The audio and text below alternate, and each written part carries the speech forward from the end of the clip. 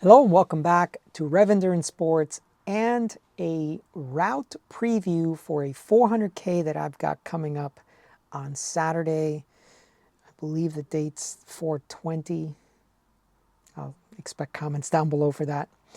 And it is 400 kilometers, so 250. I'll look at the actual data proposed, and 17,000 feet of climbing. So really stout 400K.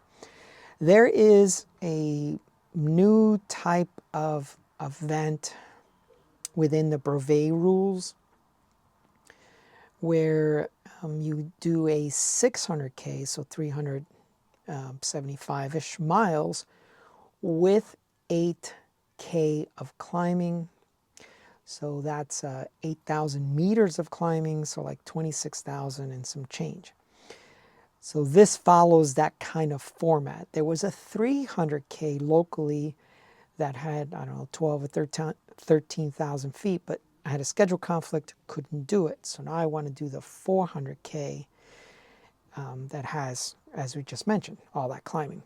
And then there will be a 600K with 8,000 meters of climbing. So as I said, like 26,000 and some change, right? So I've done a lot of Everesting in the past. I've done 9, and that's 29,000 feet in one ride. Repeats on a hill or a mountain. And then, so 8848 in meters. All right, let's take a look at this course because it's pretty daunting. This is put on here by the San Diego Randoneurs, and this, they call it To the Stars, and there's your headline. So 249 miles with 17,000 feet, and that's the course. Now, I do a lot of training rides to Palomar Mountain, which is right here. This is downtown San Diego, right around the airport. So it's going to start there. It's going to head inland. And these little brown things are the controls. So control is a place where you can get something to eat. Control at the top of Palomar Mountain at the observatory. And then just kind of making its way down and north again, around and down to the coast, and then north to San Clemente, and then from here all the way back to downtown. So that 17,000 feet comes pretty early in the day. So you can see it here. That's going to be downtown San Diego. Then you're going to step up, step up, step up. This, if you've created any routes in Ride with GPS, you know that means not paved. So that's a gravel section. It's about 11 miles or so with about 2,000 feet of climbing. And then you've got you got Palomar Mountain that you're going to go up and then drop down into the valley. Coal grade, this thing is really a challenge when you're just doing a 100-miler. But of course they include it here. It's the safer way to get out of that valley. The other way has just got so much, what do they call it, casino traffic. And then you just make your way eventually to the coast and then north to, I believe that would be probably San Clemente area, and then south. And that's Torrey Pines, actually. Some folks make a big deal about Torrey Pines, but look how tiny that little hill is compared to these mountains here. And that's only about a 1.3 mile climb. So, but anyone who's ever done any type of coastal ride in San Diego from a different part of the country, you'll hear them, oh my God, and then we did this big hill. And it's called Torrey Pines. Now, this part here is going to be really interesting because it's a gravel section, but this is a road ride. So you have 11 miles. Let me just see what we have here. If I can section that off separately. So here to here. It's 2 o'clock. Well, it's 2 o'clock. Actually, let me get out of this and reduce this because I can do it here instead. So from here to here. Oh, I got some of the paved part. So let's try it again. From here to here. All right, let's just call it 12 miles with 2,100 feet. But the thing is that this will end at mile 53, from 41 to mile 53. And then after that, it's pavement for another 200 miles. So, you know, you're not going to ride gravel tires for, you know, 250 minus 12. So you're not going to ride gravel tires for 238 miles. So I'm just going to ride my Continental 5000 tires, ride that gravel section. Now, what's interesting, or what you may not know if you do not live in SoCal, is it doesn't rain much here. We don't have brown, luscious dirt to ride on. When we do things that are called gravel riding, it's sand and rock. And so that segment there, early on in the event, mile 40 something to 52, you know, you just hope that you don't cut a tire. You hope that everything goes well, because prior to that is all pavement, and after that is all pavement. And a lot of this pavement, especially the stuff in San Diego County, is super, super smooth. So, you know, riding gravel tires for an 11-mile segment, and then, you know, what are you going to do for the rest of the 200 plus miles? So that's how I'm going to set up my bike. Now, a couple of things. These, I think, let me see if I can just section off to the top here. Yeah, so there'll be 10,000 feet in the first 81 miles.